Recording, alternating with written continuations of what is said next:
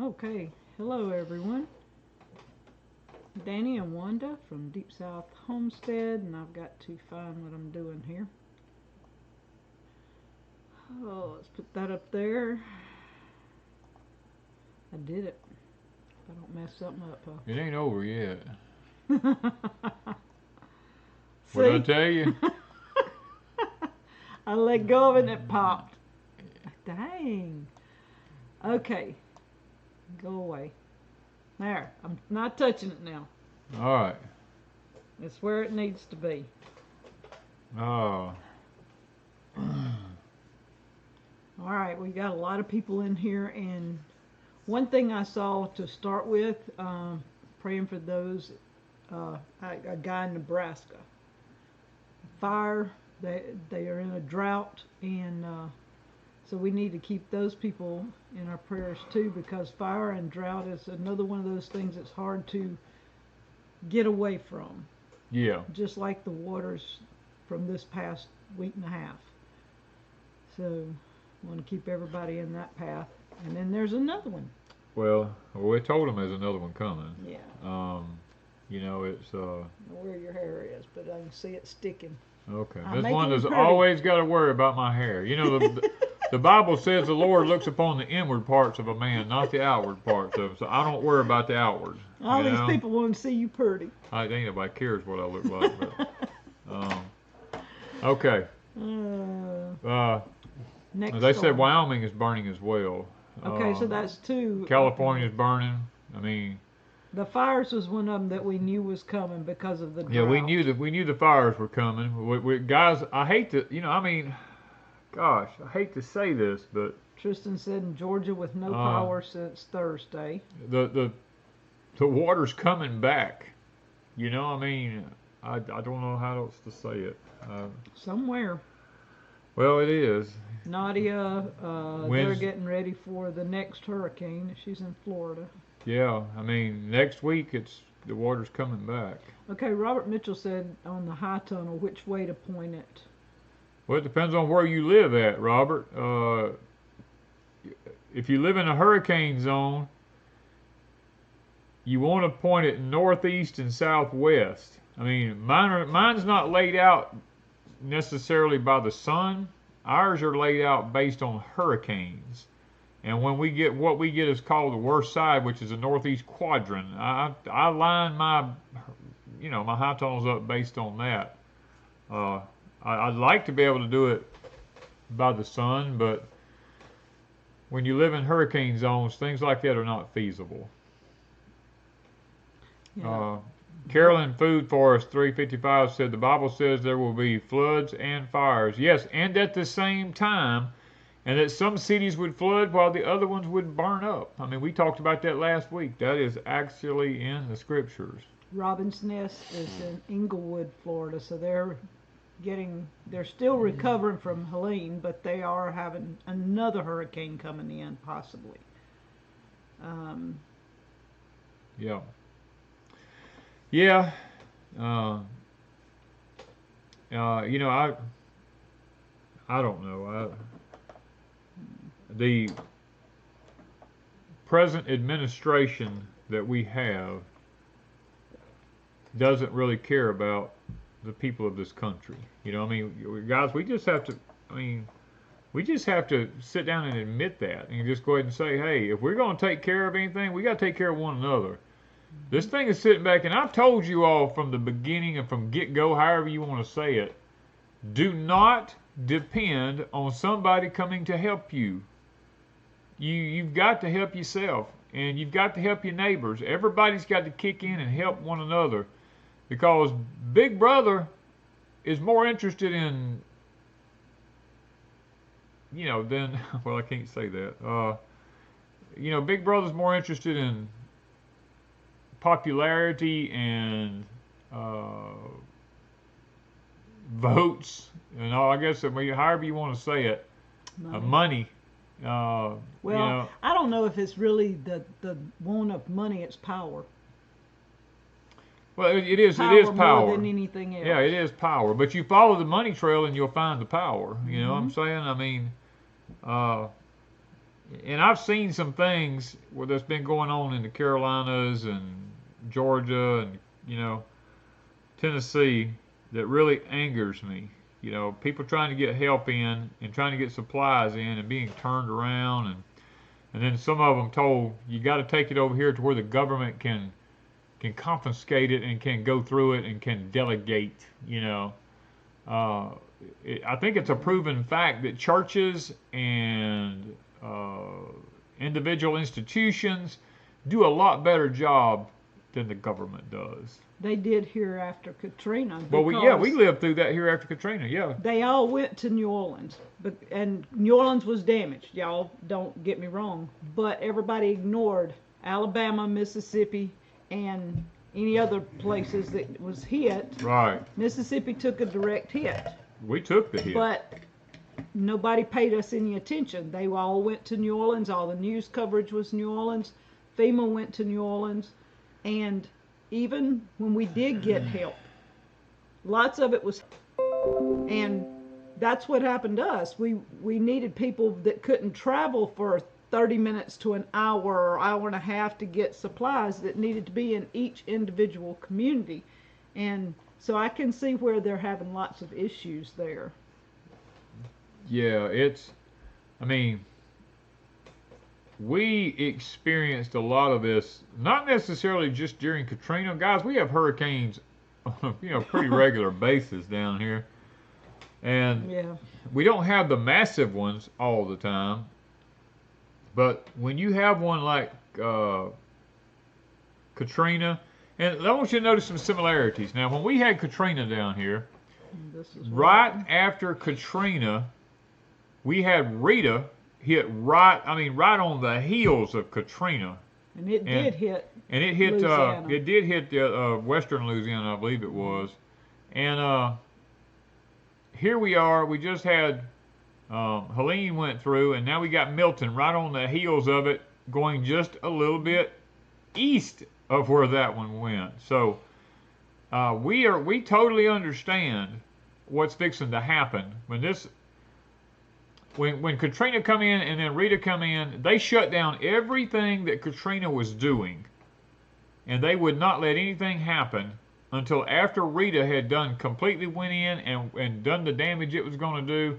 And then they decided, okay, now we got to go help them people, and you guys are going to have to kind of fend for yourself for a little while we go help them people. And to be honest with you, nobody ever came back, to be honest with you. Now, we had help. There was private citizens, we had companies and things like that. And a lot of it was the government paid these people to help. So the government was involved in some way. Yeah. But back then there was not as much disaster all at one time. That was a highly unusual right at one time hitting the same area. And they did a lot of damage control because of New Orleans more than anything else. But we had a lot of people. Now this one here, I was most alarmed by threats of arrest made to citizens who were trying to help. That happened too. That happened here. As a matter of fact, here, they came here and went to different people's houses, actually confiscating your fuel. Remember, tell them about the... I had a friend who had a military helicopter, actually land in his field because they saw some 55-gallon drums up against his house, and they came and asked him what was in those 55-gallon drums, and he told them, he said dog food, because he had a big kennel of hunting dogs. You know, they never went and looked, and they left, but to be honest with you, there was fuel in those drums because he had went and got fuel. But they were going from place to place. If you were driving down the interstate and they saw you with big drums of fuel or big lots of fuel cans in the back of your truck, they would stop you and confiscate that fuel. I mean, that's your government at work, you know. And we had where I was at, there was no ice, and I've not heard anybody mention ice at all in North Carolina. But when Katrina come through, it was devastatingly hot, and we needed ice, and nobody had ice. And sheriffs in our town, and I don't advocate people doing this, but I'm just going to tell you the story because there was a song about it. He actually stopped the ice trucks and confiscated the ice off of some of them, so that his people would have ice, because they were coming through our town, going other places, and they would not send any to our town. And then a church group went and confiscated an ice machine and plugged it into a generator so that they could get people ice from their church. So I know there's some little sort of illegal things going on there, but sometimes you got to do what you got to do to help people get what they need. And it was so hot after Katrina. A lot of people want to know about building homes. Should we build them for hurricanes even though you live way inland? Yes, you need to build, any structure you build needs to be built up to what's called international building codes. You can look that up. I'm very familiar with it. I've built with international building codes all over this country, mainly on the seaports of all the way around the country. And everything we do here, if you'll notice, you'll see I have hurricane clips on everything. I have straps on everything. I follow as many codes as I can when framing, just simply because we live in high wind areas. And, you know, a lot of people don't like codes. The guys, and I don't like codes, I'll be honest with you. I think everybody should build to a code, but I don't think it should be shoved down your throat. But I do believe that if you want your structures to stand, they should be built to a particular code. That's just common sense. That's just good common sense. Charlie Gookie says, build a geodesic dome home. I actually built a geodesic dome home right next to where we live at Deepsouth. For the neighbor. For the neighbor, because his house got washed away during Katrina, and I built him a concrete geodesic dome, and because it come with a hurricane warranty, it come with a tornado warranty, all that kind of stuff. But now let me tell you, when you build one of those, you better make sure you put the right kind of coating on the outside of it, because if you don't, you'll never get that thing to stop leaking, because concrete expands and contracts continually, and you've got to have a rubberized coating on the outside of that thing, or either a fiberglass, one or the other. Okay. Nan Farm said the ports are still closed. I thought the strike was over. The strike is supposed to be over, but now I don't know. Guys, I've been so busy here working every day, in between chances that I get to do stuff and material being delivered, because I see what's happening at these ports. I'm trying to get as much stuff done here as I can get done. Okay, so now this is a perfect example of codes doesn't help. The homes were washed down the sides of mountains with landslides, so no codes would have helped. Exactly. Well, yeah, but there's a reason for that. Unusual. No. There's a reason for that. Those homes were built in places they probably shouldn't have been built. You know, they've been there so long. People, you know, the problem is nothing like this has ever happened up there before. Yes. I mean, down here, you do not build anywhere within 100 yards of a creek or a river if you can help it. But if you do, the bottom floor has to be X number of feet above flood stage, and it has to be a breakaway bottom floor. Everything in the south down here built up on stilts has to be built a specific way. I built a house on the Gulf Coast that had 100 yards of concrete poured underground for the pylons to set in. Then we backfilled it, and we had 12 by 12 pylons sticking 15 feet up in the air, and on top of those pylons I built a 5-story house up on top of those pylons, and the bottom floor of it had to be where if the water got up, it would blow the bottom floor slam out and not tear the building down. I mean, there's reasons, there's ways to do things, but the old mountain communities, I realize, have to build on the only flat ground they got, and most of it's wherever the creek and the river bottoms were, and the houses and all were built right along the edges of the streams, and you know, and when all that got up, it took those houses out of there. And too, it was like, I was hearing that some of these rivers have never gotten, their peak stage was down here, and it went way up here. I mean, they were like 2-foot peak stage, and it went to 24 feet. I mean, you can't undo that. That's too much water too fast. If we got, even here, if our peak some of our, I think in Columbia, what was it, peak was 15 or 18, Yeah. and it got up to 20, 22 in Yeah. our town, and that was years ago.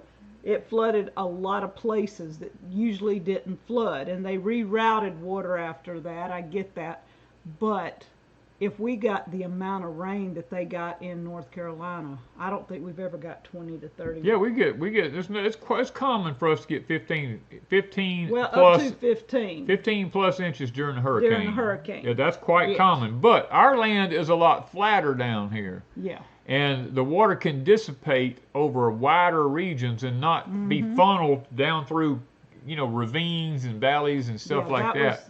Yeah. That was where a lot of your problems come in. That place is not used to that kind of rain. And people will rebuild, and the ones that their land washed off will find somewhere else. Well, now life Asheville, goes look, on, but- Asheville had a flood. What was it in 1916? I looked that up the other day. I don't remember, but there was another one that did do a lot of damage, and there's Yeah. a lot of similarities.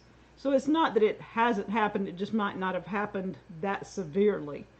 And so, yeah, there's a lot going on. I just pray that this next storm don't take the same path.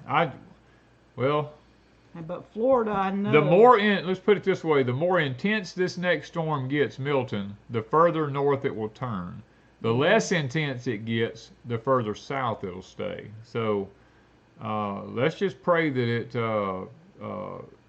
stays with little intensity as it can. And people keep talking about lithium. Yes, we've known for quite some time that places like Asheville and just outside of Asheville has a huge lithium deposits underneath those hills in there. And can we sit here and say that the government actually did this because of the lithium deposits? Or can we actually say that Asheville was the home of the most wicked witches and all that kind of stuff at their, it's like their headquarters and stuff? I mean, can we say it was because God was destroying it because of that? Or can we say that, because we keep wanting to focus on just Asheville. It wasn't just Asheville. There was Georgia, Florida, Tennessee, Virginia, North Carolina. It wasn't South Carolina. It wasn't just Asheville or Marshall or these places like that. Guys, there was multiple states involved in that. It wasn't just to do with that. And Bart Sexton says, Danny, do you believe that man had something to do with the direction of the hurricane? Yes, I do. I will not lie about that. I believe that man did have something to do with it. A lot of people's going to say, well, I think HAARP was involved. We're beyond HAARP, okay? HAARP still exists. Now, don't get me wrong. Basically, the one thing that HAARP does is HAARP can change the temperature of something. And that's basically about the limit of HAARP, really. HAARP, by changing the temperature, can intensify a storm. Yes, it can definitely intensify it. Can it guide it? I don't believe it can guide it, but I do believe it can change the intensity of it. Because look at the words you're hearing about storms now. They talk about rapid intensification. You take like Milton. They said Milton's going to meander across real slowly, and then all of a sudden it's going to rapid intensify.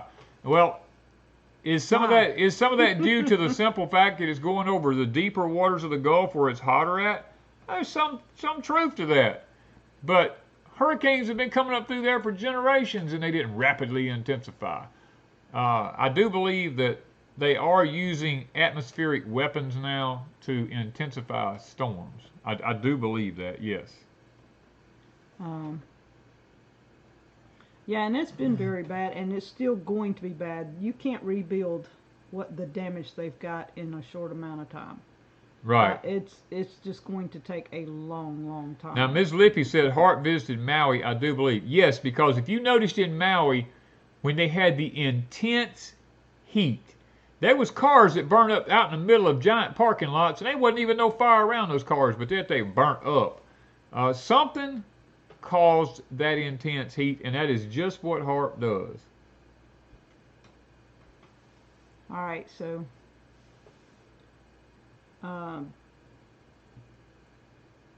Geoff Outdoors, harp is not only in Alaska. The United States actually has several of them. There's Other countries. Other countries have them for sure, but the United States has several harps. One's in Puerto Rico. You got Alaska, and I'm not going to go into where all the other ones are. But we can't just simply sit here and focus on the risks of living in specific areas, because it's like when Wanda and I wanted to move to Missouri.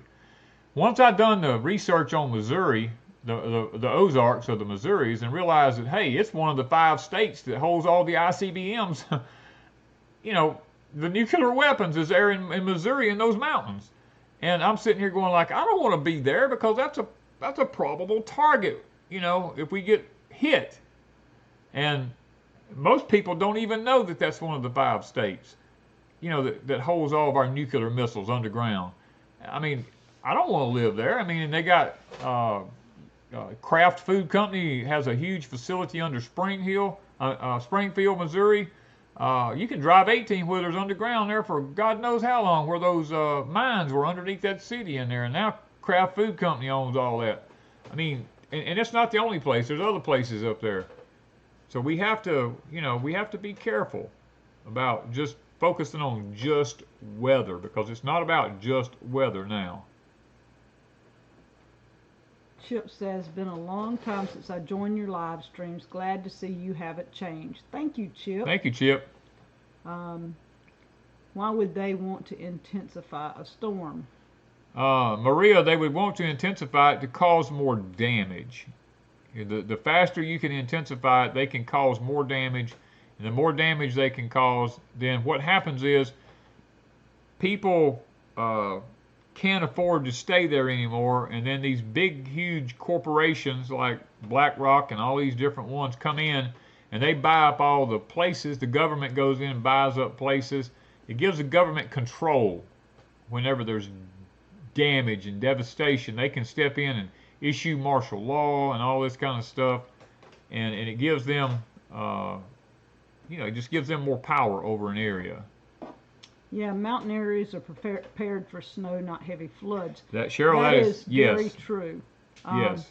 Where we down here, and I can't say the next hurricane that comes through couldn't devastate half of what we've got or all of it, but we know how to prepare for a hurricane. I don't know how to prepare for snow, because we don't have snow.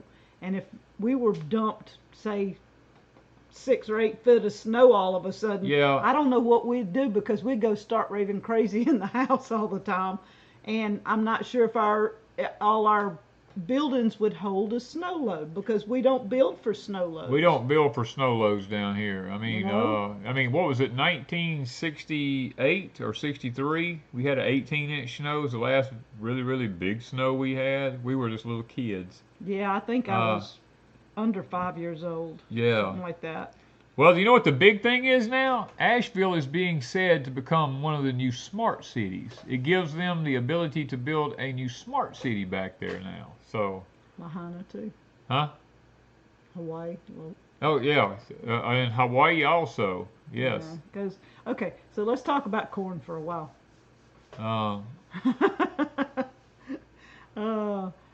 Yeah, our pitches aren't steep enough. Well, now some houses are. I have to admit, a lot of houses Deep now South, do have. Deep South pitches would be steep enough. Yeah. Everything slide off that one. Yeah.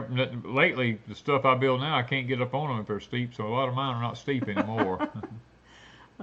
Flat roofs are mainly in poor subdivisions. Whenever I was in the construction business, the way you could tell a poor neighborhood was when you went into it if it didn't have the steep roofs. If it had 412 or 512 or less, you was what was called a poor neighborhood. But if you got to like 812, 1012, 1212, 1612, 1812, lots of cut up roofs and stuff like that, then you were in a well-off neighborhood then.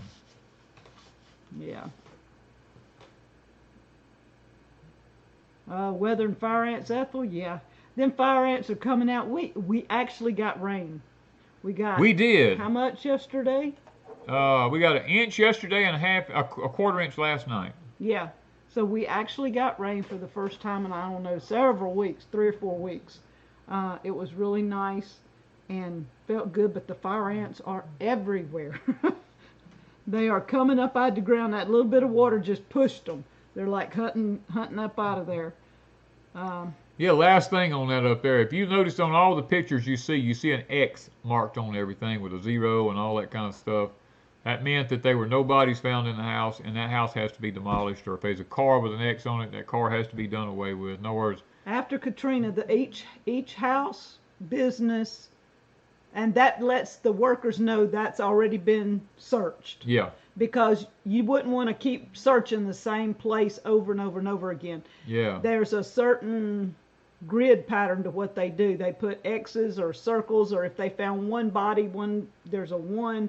There's, it lets the other searchers know that when you see that painted on the side of a building or a car or whatever, that it's already been cleared. Yes. And what they found there, so that people coming back through insurance purposes know from that. Cammy97 says, Danny, did you ever find anything more from the doctor about your heart? No, not really. I canceled my doctor appointment and told him I had to redo it. We had to redo it. We had other things that was more important than me going sitting for a 15-minute pep talk from a doctor. So we're going in a couple of weeks. We'll go in 2 or 3 more weeks or something like that. We made another appointment. I said, I'll see y'all down the road, The woman kind of acted like she was perturbed that I wanted to reschedule. Yeah. And this was simply the scheduler. She kind of had this attitude like, how dare you want to turn down an appointment? And yeah. I mean, her attitude was kind of weird. And I said, look, I've got to reschedule. And so she put us off for another couple of weeks. Stacy said, how do you suggest adding boron and soil? My soil tested low. Well, you can actually buy sulfur in 5-pound bags to add to your soil. That's not a big issue. To adding boron, you can, they make a borax, like you make soap with or whatever. You can actually take that and add it to the soil to get your boron back up where it needs to be. Dee said those markings also tell if there was a body found where the body was taken, so that if somebody came in and wanted to know where the body they found was, it would also give them an idea of where to look next. Because without it, there's chaos. Yeah. And there's enough chaos already. You have to have some kind of, I guess, what's the word I'm looking for? Uniformity. So that everybody is on the same page, and that's one of them, is how they mark the places. None of us will be able to afford insurance coming soon. You're right. Well, that's coming up. Homestead stress test. Get you some yellow jacket. Yep, that's it. That's it. Let me say this. What bothers me about what's going on up there right now is that winter, y'all are fixing to get some, if you live in that area up in there, you're fixing to get some cold weather. They said this next week in the 40s. The next week you'll be down in the 40s, and those people that are homeless or don't have any electricity or any heat, if they don't have a wood heater or some way to build a fire or something other, some gas stoves or whatever, I mean, I feel for the people up there. I mean, my heart goes out for them. I looked at that weather pattern coming down, and we're fixing to get an Arctic blast that's going to come all the way to the deep south here, and I know the eastern part of the United States is going to get the brunt of it. So please pray that they'll get these people some way up there to stay, to stay warm. Okay, now Bob has asked, and he's asked before, how is your root cellar doing, and did you ever put a building on top of it? The root cellar is doing fine. Yes, we did put a building on top of it. The she shed is built over the top of it, and we also turned it into a walk-in. We also, instead of having the door going down into it, I dug that whole hillside out and put a new roof over all that, and you can actually drive up in it now. You can park up in there if you need to. Not in the root cellar, but outside. There's a roof you can park under. Yeah. Propane is a big need. Yes, after Katrina, that was a big need. Seemed like people wanted ice and gas more than anything else. That was the two biggest things. Blankets. That's something that most people, y'all need to be stocking up on, no matter where you live. Right. Blankets. And warm clothes. Yes. Jackets. Even if you're in a place that you don't think you're going to need a jacket, get a jacket. and Yes. some blankets, just in case.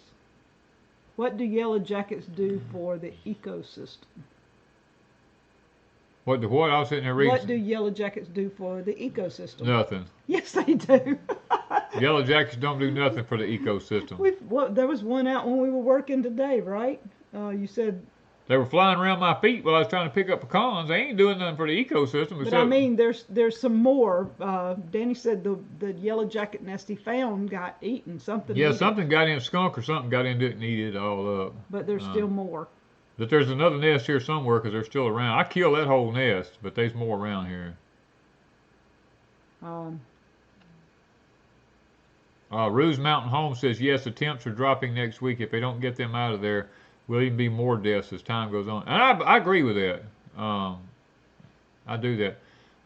Wounded Knee says, do you think heart issues could be impacted by solar flares? Yes, because the geomagnetic pulls on the Earth, your body is grounded to the Earth, and the geomagnetic flares, storms that comes into the Earth, definitely affects your heart. It definitely affects your heart. That's a proven fact. It also affects your joints. You will hurt. Yep, and more. your mental status. It also affects your mental status. Plus your joints. So if you're all of a sudden in the last, say, 6 months to a year having more joint pain, and I get we're all getting older, but the joint pain is part of it too.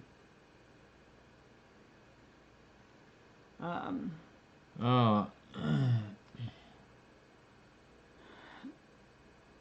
don't know where all we're at.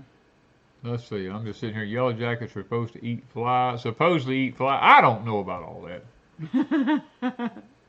I don't know. I'm sure they eat some type of bugs or so. I don't even know what they eat though. Yeah. Do they pollinate anything? I don't know things. They from hell. I don't know if they pollinate. They're kind of like fire ants, especially if you've been stung by them. Yeah. Yes, we did have a CME. Yeah, we did have a huge solar flare come off, and there's another one right on the heels of that one that's probably going to be coming pretty soon, and it's going to be Earth facing, so we need to get prepared as much as we can in case there is an issue from that. There could be earthquakes, more flooding, more volcanoes. What we are failing to realize here is that these solar flares are affecting our Earth. And we want to blame a lot of this stuff on things like HAARP and things like that, when a lot of these solar flares are impacting the storms here upon the Earth, and it's having a huge effect on the Earth. Okay, so you want to talk about what you did this week? You've been dealing with corn. Yeah, we had a bunch of people over. If y'all, Ms. Wanda hadn't put it up yet, I don't think. No, but I was going to see if I had pictures. We had several people over. Mr. Tim, Ms. Heidi, Ms. Cynthia, Chris, all those was over here. We set the old cub up in the 24-inch grist mill, and guys. No, I done took it off my phone. We spent 4 hours grinding. What was it, 8 or 9 5-gallon bucketfuls of corn? 9 and Tim, so maybe. Yeah, 10 5-gallon bucketfuls of corn into cornmeal, and everybody left with cornmeal that day. And me and Wanda still have cornmeal, and we ain't got. And the second day, I ended up sifting, and I think on my Patreon I put shifting, but I went back and changed it for y'all that I didn't even notice it for 24 to 48 hours. I put it. Yeah. But anyway, I sifted all morning. Danny come in and helped me for a little while, and we got it all vacuum sealed and put up and all. So it was a lot of cornmeal. Plus I sent some out for gifts, and we gave Mr. D some, and like I said, Cynthia took some, and Tim ran some of his Jimmy Red. Yeah. And then we sent them home with some of ours, and so we just had a good fellowship day. And it was just nice. Bert Zorn says, why are we getting more northern lights? Because of the solar flares, and we have those geomagnetic storms that take place. The geomagnetic storms are what causes the northern lights. We always have northern lights, but they don't. The stronger the storm, the further toward the southern hemisphere these northern lights go, because they're really hitting the earth hard with radiation is what that's all about. And Danny's not through with the corn either, so. No, I still got a long way to go. Basically, what we ground was some from last year for the most part, about half of it. You took it out of the cooler. Half of it was from the cooler from last year, and then half of it was that wall of corn in the barn. So and there's still a wall of corn. There's still another bunch in them. Yeah. Lots of southern cornbread. I made cornbread that day for lunch. There's Tim. Tim said, I made Jimmy Red corn. I hadn't tried yours. That's next. I made some of ours yesterday. And when Danny eats all that, I'm going to try the Jimmy Red. But I made a pone of cornbread that day. And I had a big thing of soup and all, deer soup or stew. And I swear, I thought them people was hungry. They liked the cornbread. Well, cornbread's good. I think all of you might have had seconds. We all had seconds on the cornbread. I mean, cornbread's one of them things that they liked it, so it was pretty good. And Danny's been eating on what I made yesterday. He kind of likes cornbread.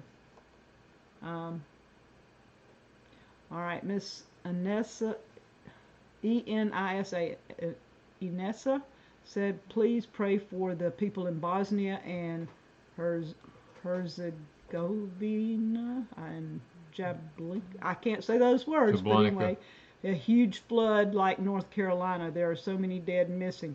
Thank you for letting us know that. I had not seen that. I do know it's going on in other places around the world. It's not just the United States. Jenny Hayes says, would it cause manic emotions unexplained? Yes. Mm-hmm. Yes, people who are manic depressants and stuff like that, it elevates them tremendously. Oh, Tim made red corn pancakes with the cane syrup we sent home with him. Oh. He's gonna be giving he you said ideas. He said I meant to say red corn pancakes with y'all's cane syrup. Oh. Woo! Man, He's gonna make me make corn pancakes tomorrow morning. Yes. Oh. But y'all, I got some maple syrup, so I can try my maple syrup on some. I finally caught the Danny corn. Been checking every day this week. Terry, I'm glad you got some. We'll probably. Miss Wanda's got to get busy in the morning and package all that up and get it out too, because I didn't realize I had thrown some up because I had somebody asked, and I didn't realize it till a couple of hours ago that all of it that I put up sold again, and I got a whole bunch of orders, and I hadn't even got started on none of them. Z says, do you think it's possible that HARP could facilitate Northern Lights? I hardly doubt that they could facilitate Northern Lights. Probably what's coming in. Because that's from the solar flares is what's coming in the Northern Lights. All right, let me give them my cornbread. Cornbread recipe without flour? You don't need flour for cornbread. Well, everybody. Cornmeal has its own flour. Well, not necessarily what they buy. Homemade cornmeal. Yeah, hold on. Let me give them my recipe. All right, go for it. Be quiet a minute. Go. Yo, I got to get a word in. No, I have a smaller pan, but the little one about, I don't know, how many inches is that? 6 inch. Not the little one, but the one right side of About it. 6 or it's a little over 6 inches. Okay, the little one's about 4? 4 or 5, something like that, yeah. So about a 6 inch. 6 to 8 inch. Let's just say cast iron skillet. 6 to 8 inch cast iron skillet. Yeah. I used 2 cups of cornmeal. Now we ground our own, so it has flour in it. I didn't take the flour out. Now I have taken the flour out of some of it because I like having the flour separate. But 2 cups of cornmeal with the corn flour already in it. Then I added about a tablespoon of sugar, baking powder, which is about a teaspoon and a half. Then I added about a half a teaspoon of salt. We kind of like ours a touch salty, so it's not going to hurt anything. And then oil, I usually do about 1/4 cup of oil and at least 2 eggs in it. And then milk to the consistency that I want it. I don't know how to tell y'all how much milk because I just kind of get it to, you don't want it runny, but you don't want it so thick and packy. So I don't know, how would you tell them that consistency? a smooth. I've got a cornbread recipe somewhere. Go watch the video. When I made cornbread and you poured it out of a bowl, it needed to pour out thick, not lumpy, and not pancakey. And not pancakey, not like pancake batter, but just a thick, steady stream running out of it, and run out in a hot skillet. And you see the skillet needs to be screaming hot, so you see it bubbling around the edges when you put your cornbread in it. Yeah, put your oil. Put about a teaspoon of oil in your skillet. Throw it in the oven. It needs to be at least 375. It can be 400. 400. If you cook it at 400, it'll do better for 20 minutes.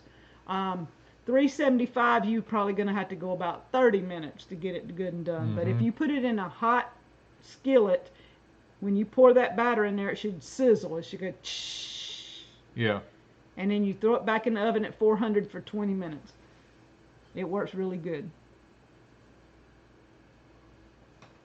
All this stuff is wearing people down mentally. Yes, it is. Purple cornbread.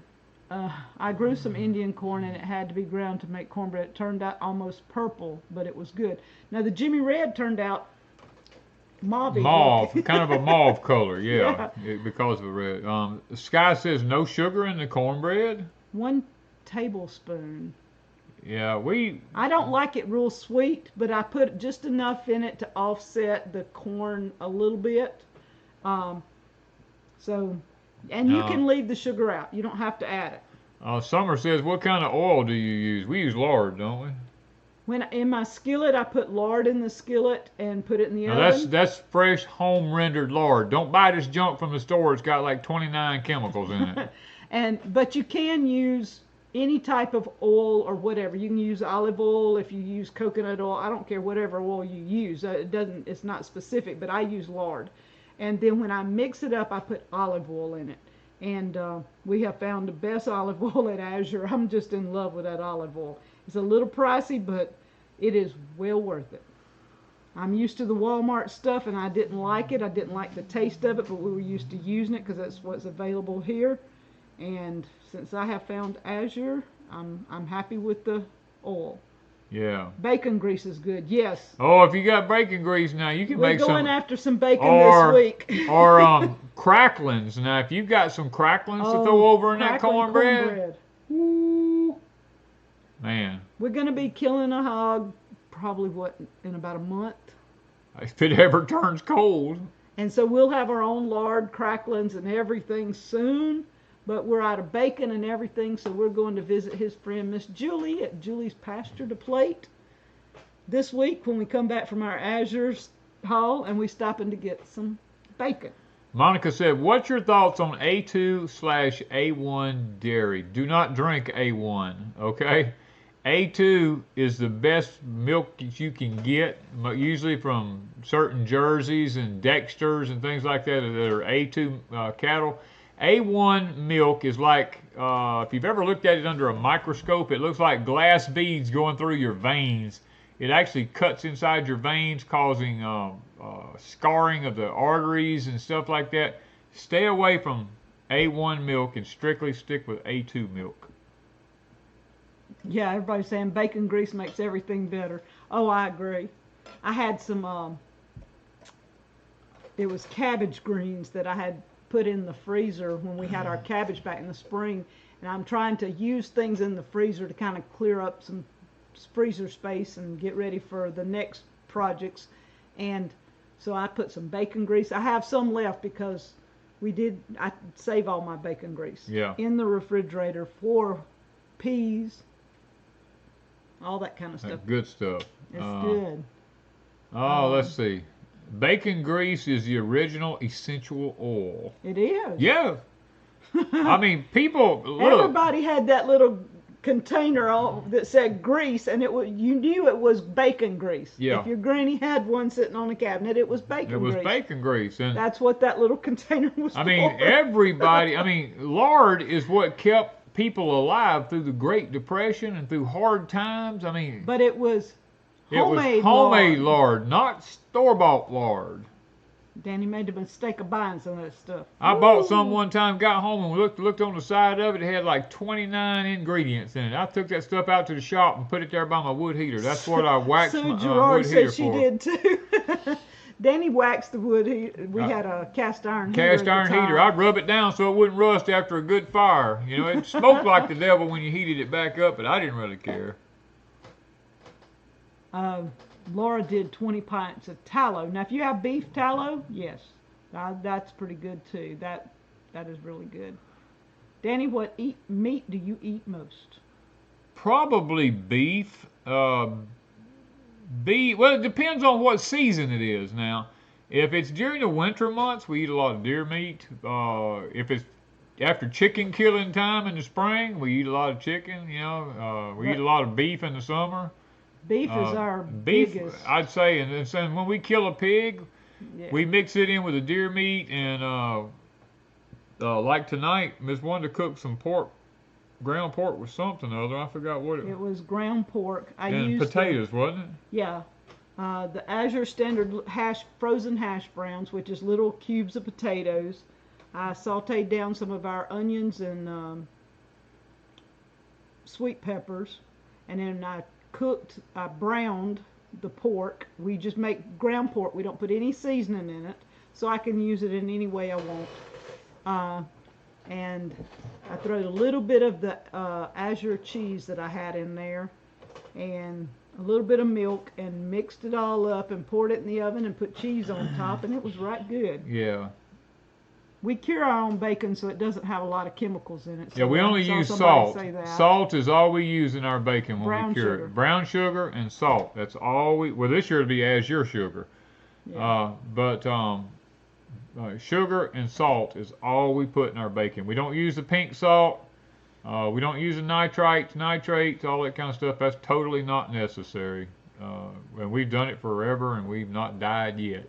Yeah. Beth says she's rendering a rotisserie chicken carcass, and it's smelling great. Oh, ain't nothing smells no better than that. Oh, that puts out a really good smell. Lippy says we eat pork is what we call our red meat. Actually, true homegrown pork is red. It is not white. It is not the other white meat, okay? I can remember when it first, I always bought pork chops after I married, and they were always they were reddish. They were a dark pink, almost red. And I can remember going to town one day and stopping to get pork chops for the week, and they were all white looking, and I refused to buy them. I wondered, why in the world are these things white? And found out later that it was the new white meat. It was always red before that, always. They did something. When am I going to make a video on canning Azure's cube sweet potatoes? Hopefully after we pick up this next week. Yeah. I'm hoping to just leave those out and let them start thawing, because I don't want to put them in there frozen, and try to do that. And hopefully I can make a video on that and see how they do. Okay. Big Gatlin says, check out the National Health Library and read the article about eating pork. Just say no. Big Gatlin, you have to understand I don't know how to say this, but I was actually involved in, remember when, what was it? It was in the mid-'80s I was involved in it. The Where's the Beef? The Where's the Beef commercial and stuff like that. The U.S. Department of Agriculture, which we were part of, actually promotes different things. First of all, they tell you don't eat eggs because eggs has got cholesterol. Eggs perfectly healthy for you. You're not going to get cholesterol from eating eggs. That's a lie. Don't eat lard. You eat lard, you're going to get arteries are going to get clogged up. That was a lie. What they do is they try to promote certain industries at certain times, like chicken was the other white meat. They tell you got to eat more chicken, and then all of a sudden they wanted to promote the beef industry. So eat more beef, and then they wanted to knock the pork industry down. So they tell you don't eat pork. Pork's bad for you. They wrote all this literature on pork being bad for you, and all this kind of stuff. It's all about what the FDA and the agricultural department, all of them get together and they decide what kind of foods they want everybody to No. eat and to promote certain industries so they can either control that industry better. Like whenever they started subsidizing milk, they shut down tons of dairy farmers so that they could have more control over the milk because they had more of a supply than there was demand and all this kind of stuff, and prices was going too low. Farmers were complaining because they didn't make no money, you know. All the little dairies in our area shut down. You only have one or two in any given area, and used to there was dairies on every There used to be dairies place. everywhere down here. All right, now Bert wants to know what was the sweet tasting sausage that was made years ago? A sweet tasting sausage. Oh goodness. I'm not sure. I don't know. We've always made our own sausage. I don't know a lot about all these other ones. Yeah. Let's see, where are we at? What about wild? And James King says, and now they're saying don't eat beef. Yeah, there is actually a movement in the UN, United Nations, to do away with beef, and it's already started in Europe, and they saying they're gonna bring it to the United States, but we'll see how that ends up turning out. Yeah. Maple sausage? I don't know. Jimmy Dean? It might have been Jimmy Dean. I've never eaten any of that stuff hardly. I don't know. I'm not sure, but we try to make as much as we can around here, and the cornmeal and grits that we made, we haven't even tried our grits yet. That's tomorrow morning. I think we're gonna cook some grits, but we had some left over from the last time we ground, and we've been eating on, so we haven't eaten the freshest yet, but we will probably in the morning. But we have enough right now to last us a good year, probably. And he's still got corn. And then when we have a cow, that usually lasts us, what, one cow lasts us, because they're small, what, 6-8 months? Yeah. And then one pig lasts all year off and on what we eat. If we can put up 10 to 12 chickens, that's enough for us, because we're not big chicken eaters. We eat it occasionally. And then 1 or 2 deer, that rounds out what we have.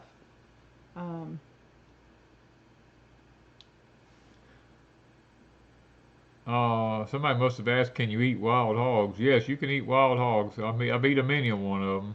Yeah. Yeah, people in the USA may stop eating meat due to prices. That's a fact. That is a fact. If we didn't have our own cows and stuff, it would be harder to eat meat as often as we do. I would not ever eat meat from Walmart. If I had to eat meat from Walmart, I'd be a vegetarian. I would eat vegetables all day long. Yeah. We'd be killing a squirrel or something. Oh, well, let me say this. Let me say this. To eat. We got information this afternoon that a lot of the national forests up around these areas that were hit by the hurricane, now not necessarily in those areas, but areas surrounding it in other states, has shut down all hunting, and they've shut them down to all people, hadn't they? I don't know which national forest it was. I didn't check it out, but some of the national forests in and around the areas that were damaged, they were shutting down their hunting rights. Even if they already had their deer blinds up and everything else, they told them they couldn't go in and get them. They cannot go back. All hunting is off. These people depend on that meat, the elk, the deer, the moose, whatever's in those mountains. That's what they depend on for the wintertime. And now they're suddenly telling them they can't even go back into the national forest. So what is this about? You know, why are they doing that all of a sudden? What is, you know, they're getting very, taking your rights away at every corner if you don't watch. Oh, did we ever pick a name for the new building? We have, but we have not told anybody what it is yet. We're waiting on something from my daughter. Yeah, she's working on something for us, and Danny's got a lot done on the building. We actually put the roof on today, and I was gonna upload to Patreon. Yeah, I doubt they're refunding anything. They're just saying don't go there. So let's see here. And the one thing that bothers me about what all went on is these people, their towns are gone, many of them, and they're saying that they have to apply to get help from places that we don't want to talk about right now because it'll just bounce off again. There it goes. Somebody was just saying, how is it that y'all are not buffering tonight? And all Because I that. said something. Yep. It's usually you. Anyway, but then on top of that, how are they going to vote? They don't have their voting precincts. Some of them, you know, there's all kinds of things gone. That's going to create another issue. We're 30 days out from voting, and you have a whole section of the country that may or may not can vote. They've got to make special allowances for these people, and some of them can't even get to the grocery store, much less out to vote.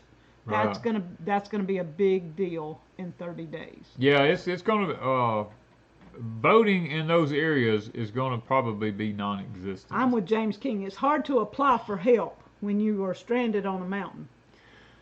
Yeah. That's what irritated me is the FE Ma was put up I read it to Danny. I told him about it earlier. They put up debunking a lot of the myths out there, and when you read what they said to debunk the myths, if you read how it's worded, they didn't actually debunk any of the myths. They just reworded it where it made it sound like it wasn't true. I was like, oh. I don't know, guys. When I see where we've spent 100 and something since 2020 or 2019, somewhere around in there, we've spent over $100 billion on illegal immigrants in this country. This year, I think it's like 20 billion alone, and we want to give our residents $750 to buy some food and some clothes with. That's if they apply. That's if you apply and if you qualify. Yeah, somebody said they did. But the other thing is the Starlink and stuff that's been sent in. If you know people in that area, tell them to take their phones. Now, I'm not 100% sure this works, but this is what I've heard someone tell you to tell people. Take their phones and put it on roaming. Because Starlink is opened up for 30 days that if you're on roaming, your phone should pick up, and some of the other cell companies in the area. So tell people in that area to put their phone on roaming.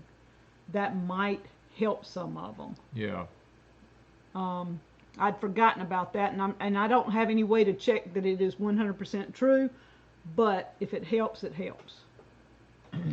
Raw Food Writer says, I heard that the 750 was actually a loan. You know what? I would not, that would not surprise me one bit in the world. And you know? The insurance companies are going to try and screw them over, because I had friends that lived in an area on the coast, and they were not in a flood zone. They had hurricane insurance, but they were not in flood zones. Right. Their house flooded because Hurricane Katrina came so far inland, and they got $5,000 for a 2-story flooded house. $5,000. Yeah. I mean, yeah, insurance companies do crazy things. What else? Is it worth getting Starlink as a backup internet for future? It's if you can afford it. We got it for our backup, you know, I mean, just because we felt like that if there was no power outside and I could crank my generator up and we could hook the Starlink up, we could still get out, you know. So that's our thoughts on it, you know. Susie Q said you had to produce ID to get the $750, but you don't have to produce ID to get other amounts of money if you came in the wrong way. Yeah. That's so stupid. Only Americans have to produce ID. Only an American has to produce an ID. Oh, that's bad. I shouldn't have said that. But yeah. And Susie Q said people in the mountains don't have flood insurance, and that's how they're going to get. That's exactly how they're going to get around all this, because they did it to us down here on the Mississippi. I pray for these people because they've got a rough road. Just simply losing loved ones, simply losing their stuff that they've worked hard for, because it's in this day and time it's hard to get it back because of supply chains and other things, and money and work, and some of them lost jobs because the businesses is gone. It's like a triple whammy with a lot of them. Yeah, I guess the one of the saddest things I saw today, I saw a young man who had 4 children. Him and his wife had 4 children, and he had 2 of his kids hanging on to him, and he had two little twins, 7 months old. 7 months old, holding them in his arms, and he couldn't hang on to them, and the water swept them out of his arms and watched them go down the river and drown and just go out of sight. They're just gone forever. They don't even know where they're at. Mm-hmm. I can't even comprehend that, to see that happen to someone. And how do you cope with that? You save the lives of 2 of them, but the smallest 2, you got pulled out of your hands, and that water is so dangerous. It is. And water is so dangerous. I've seen people standing on bridges with water rushing. I've seen people walking in it, doing things, and I'm sitting here. Even watching it on film, I'm going, please don't go in that water. Please don't go in that water. And these people just do, and kids do, and all this. It makes you want to just say, y'all, water is dangerous. It's just like fire. Both of them are very, very Joey bad. says they will want to turn Wi-Fi calling on under cellular settings. Okay. For their phones to be able to pick up. Wi-Fi calling on cellular settings. Okay. Thank you, Joey. I had heard it was roaming. Yeah. To turn on the roaming. So it might be Wi-Fi calling. Okay. And other things that got me is people like that were in campgrounds, in tents and travel trailers and stuff like that. All of them washed away. None of them's left. They weren't expecting. They weren't expecting the water coming down through those mountains. Yeah. And the ones I've heard said the sound of the rain was and the wind was crazy. Yeah.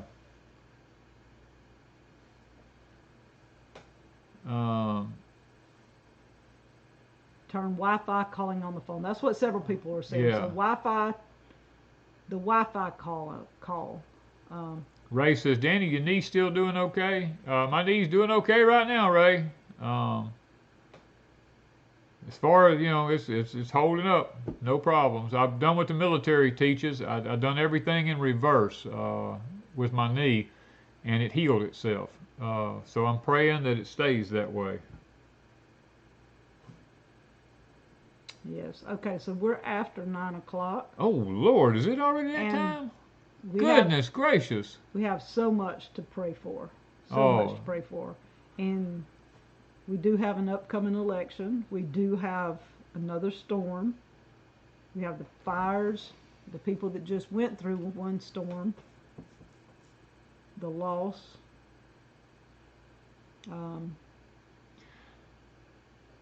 And even the people overseas that the lady mentioned, was it Bosnia and places over there, and right now headed toward either the UK or France. I think it was UK and France. Is another hurricane that's building in the Atlantic, and they said that's kind of unheard of, and you hear the words unheard of a lot now. So the people in the UK and France, y'all, we need to be praying for y'all too. Yeah. Pay attention to that if it's coming toward your area.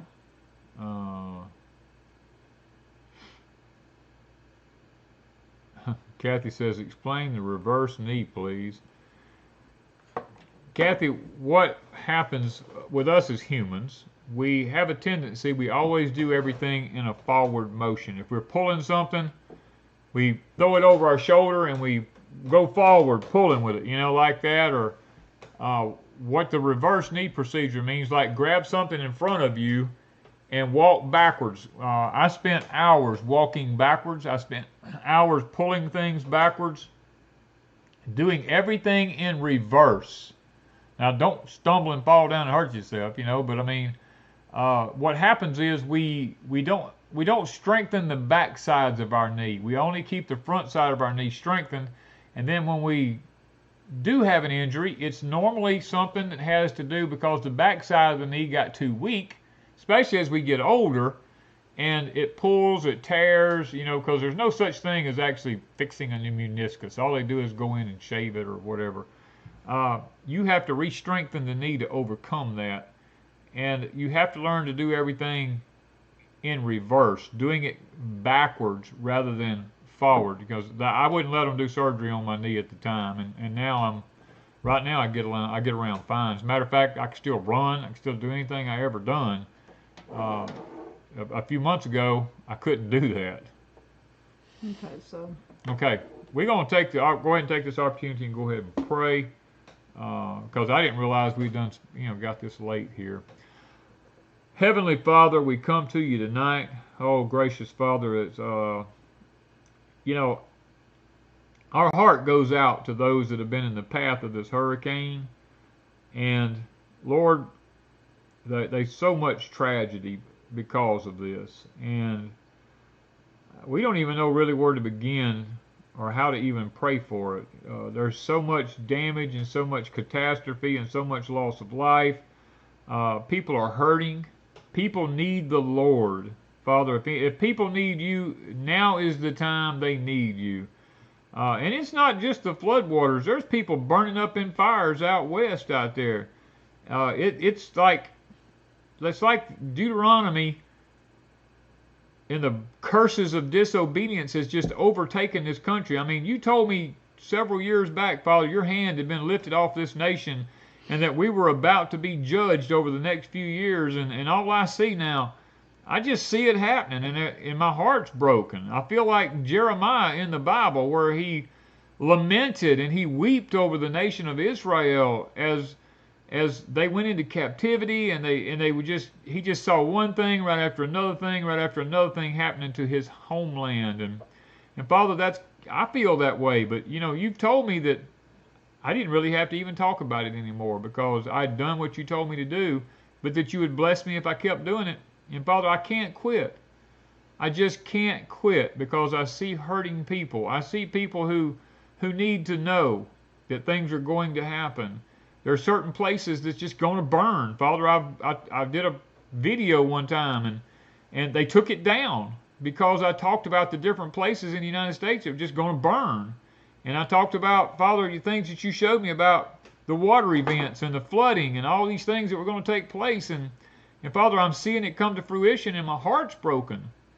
But I beg and I plead for the people that are your people in this country, Father. In the name of Christ, I just beg and plead for them. Don't judge us because of the wicked leaders we have in this nation that refuse to see you as their heavenly Father. Lord, I know there's a time schedule. I know there's a time frame in Matthew 24 that has to take place. And Father, I know that you created every one of us during this time and this period, and you give us the grace to withstand anything that comes our way because of the end time age in which we live in. But Father, it still don't keep it from hurting. And it still don't keep it from people from being in need, people from feeling lost, people from feeling loneliness, people from feeling anxiety and different things that they're going through. Father, people that went through these floods up there, their minds will never be the same again. Every time it rains and the water gets up, they'll start having panic attacks. And I pray for all these people, Father, that they'll find strength and help, and that most of all, they'll just lean on you. And tonight, my prayer is that. And Lord, we have lots of people in here. I've seen people saying they're having surgery and other people having other physical needs in here, Father. You're our great physician. Step in, Father. Give the grace, the comfort, the peace, the understanding that's needed to help us make it through the life that we're living in this wicked, ungodly world right now. And just, Father, make our home places a Goshen in the midst of the plagues of the world that's happening around us now. If you'll do this for us, Father, we'll be careful to give you the honor, the praise, and the glory. We ask these things in Christ's name. Amen. And don't forget that God is in control. A lot of people are giving man which man is messing with everything. But God still is in control, and if you read the back of the book, don't be scared. These things have to happen. That's one thing that I think as believers, most preachers do not preach this. They don't talk about that. They skip over Revelation, and it says these things have to happen. They got to happen. Actually, that was in what? Matthew? That's in Matthew. Yeah. Matthew, but these things have to come to pass. They have to. And the believers should not have to worry. Yes, it rains on the just and the unjust. I believe that. It does rain on the just and the unjust. And you know what makes, where I find my solace or my comfort in, is that in the book of Revelation, when it speaks about, was there anyone worthy to open the seals? And the one who came forth to open the seals was my Savior. And if my Savior is the one opening the seals, then I know that He's not doing anything against me. He's doing it against the wicked and the unjust of this earth. And that I have no need to be afraid, and I have no need to fear what's coming. Any of the horses that are coming, I have no need to fear them, because they're not meant for me. Okay. John Doe says, pray for me, I'm a sinner. I try my best, but I always fall short. John, let me tell you something. We're all sinners. The Bible tells us we're all sin. We've all come short of the glory of God. There is none righteous, no, not one. There's not one person on the face of this earth that's righteous. It doesn't give us the right to go around sinning, but because of our human nature, we're going to sin. I sin every day of my life. And we've got to learn to be like David the psalmist was. The Bible said that David was a man after God's own heart. David was a murderer. David done all kinds of wicked things. But the thing about David was, David knew how to repent. And because he was a very repentant type person, God said that David was a man after my own heart. So, yes, we're all going to sin. We're all going to fall short every day of our life. Do not let that get you down. Just when you realize that you've sinned, go to God and say, Lord, I am so sorry I have done this. Please forgive me. And the Bible teaches us that if we ask for forgiveness, that He's just and He will do it. And that's the only thing that gets me through every day, because there's not a day of my life that goes by that I don't catch myself falling short and doing things I ain't got no business doing. You know, I hope that helps you, brother. I mean, really I do. I hope that helps you. Yes. Danny, should people in Florida evacuate? If you're in let me say this. If you're in anywhere around the Tampa area, north of Tampa or south of Tampa right there, Tampa is a very flood-prone area because of the bays and all that that's up in there. My understanding, and I could be wrong, but my understanding is that this storm is going to bring with it one heck of a surge of water. And if I was in a low-lying area that run the risk of flooding, I would leave. If I felt like my life was threatened, I would leave. I'm not going to lie to you. If I was in an area that, if I was a certain amount, I mean, we're looking at probably a 20 to 30 foot storm surge possibly coming in. If I was 20 or 30 feet above sea level or less, I'd get out of there. I'm not going to lie to you. Okay, do you have a tip? Oh, guys, you know, we talk about preparing all the time, and there's some things you can't prepare for. Like what happened up in the mountains up there as that water come down through there and took people's lives away from them. Took everything they ever worked for away from them. There's some things you just can't prepare for. You know, we say, well, I'm a survivalist. I'm moving to the mountains, you know. Guys, I think I told y'all here a while back, every place you live will come with its own set of challenges. We live on the Mississippi Gulf Coast down here. It's a known fact we're going to get hurricanes. At some point, we're going to get hurricanes. And we're going to get an occasional tornado. And fires. And, you know, keeps being as if it keeps, the drought don't break, it's going to be fires, you know.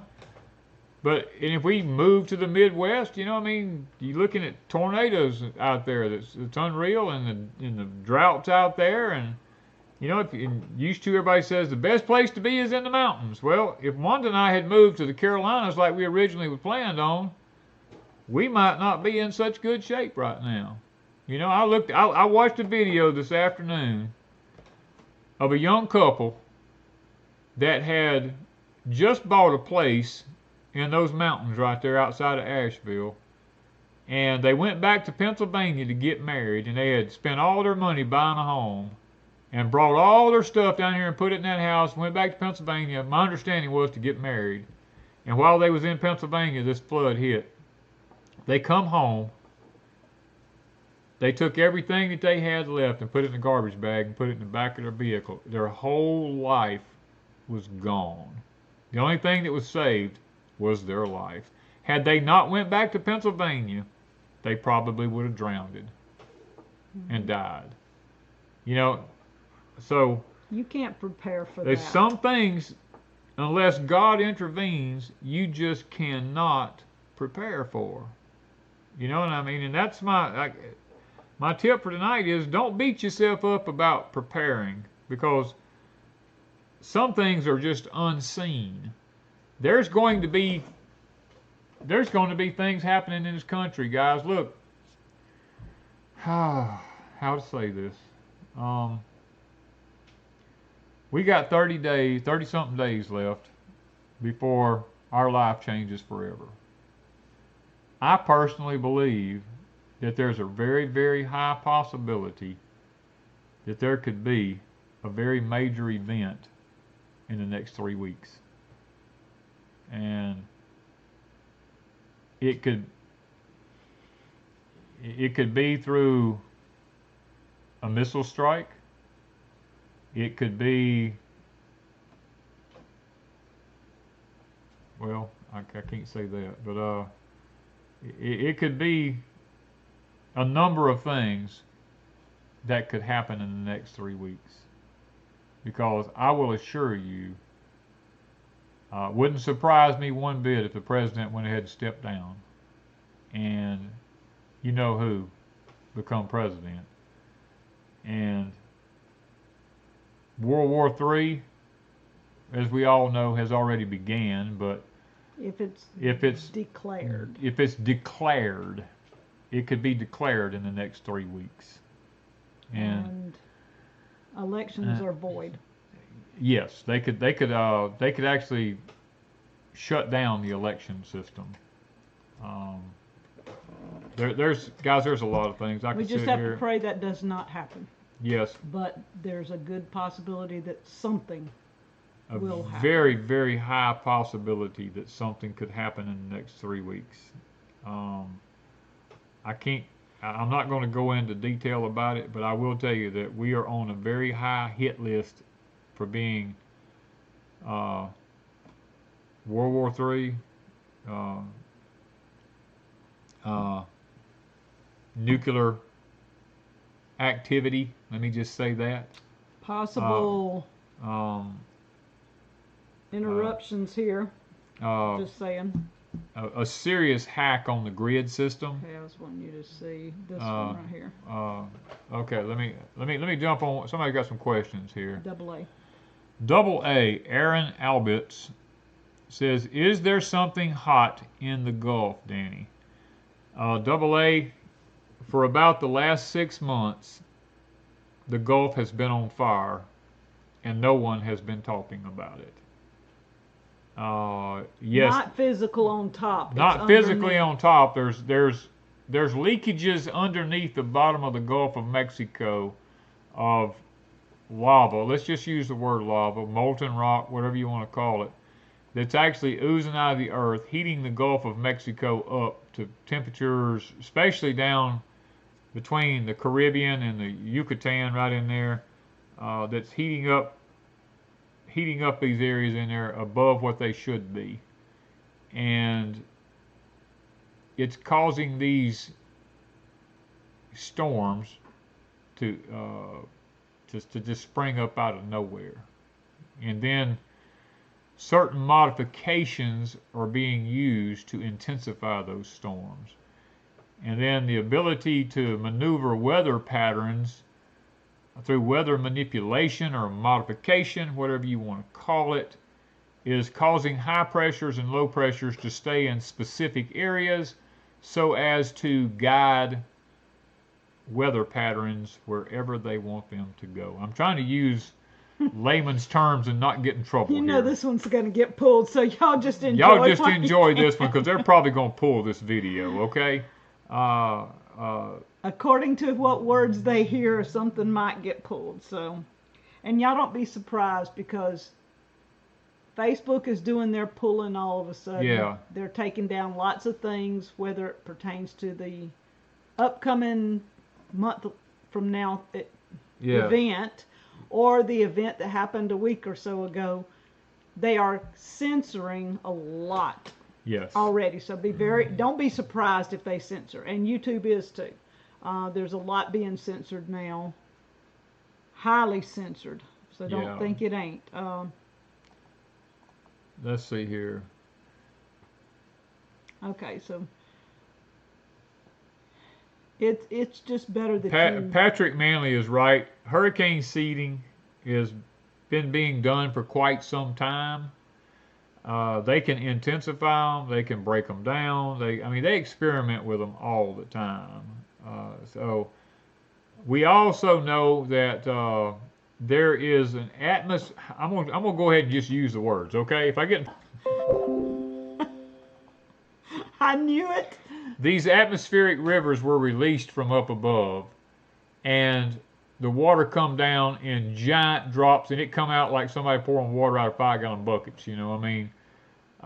Like the old expression goes, it rained cats and dogs. Well, that's what it was doing. And guys, it ain't gone away. I'm here to tell you, it has not gone away. You have not seen the last of the water events. There's more to come, and it's not going to be good.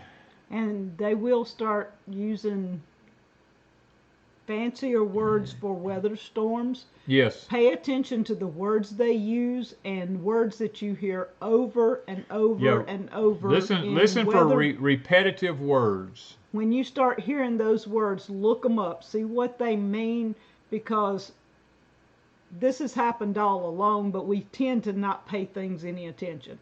Repetitive words in newscast, whether you watch any of the newscast, and lots of you will watch certain newscast. Go over to the other side for a while. Just not that you agree with them, but check out what they're saying. Yeah. And see how many words both sides are using the same. Yeah. And that'll give you an idea of they're playing together but against each other and using the same words. And look them up, especially when it comes to weather. Yeah. And the event in a month. The same words tend to be used a lot. Let me tell you something else. Get ready to get a letter from your bank. I'm not going to tell you what about, but just be prepared to get a letter from your bank. There is a plan underway to collapse the currency. Now, I don't know 100%, and that's the reason I won't say, because I don't know 100% about the timing of that. It could be before the elections. It could be after the elections. If we even have an election. So, just that's one of the things that has been brought to my attention. It is the simple currency issue. So don't be surprised. Yeah. If you get a letter from your bank. All right, so we're starting to get a little bit of a troll system here, and some of our moderators might have went to bed, but we still got Monkey Food Garden hitting them pretty heavy. Miss Lippy's still here, so they're catching it. All right, so we got to go. Anything else we need to tell them before we get off? Be safe. Just Keep your eyes open. don't be sick. Don't, if you're in the path of one of these storms, don't be use discernment. Use some wisdom, and don't throw caution to the wind. Don't think that just because you're on high ground, you're going to be okay. We saw that just because they're in the mountains didn't make it Yeah. okay. So just because you don't think that your area will have one of these catastrophes, kind of have an escape route. And like Miss Allison said earlier, Yeah. have a way to contact your family and friends, or a local point to meet up at some point if there's something wrong, or a way that they can find out about you in some way, shape, or form, and learn from this one what they're putting in place to have phone service and things like that. Find somebody with a ham operator too Yeah. in your community. A good ham operator in the community. They're few and far between now, but there are some out there. Okay, last thing, and I'm fixing to go. Keep your eyes on Poland. That's all I'm going to say. Good night, everybody.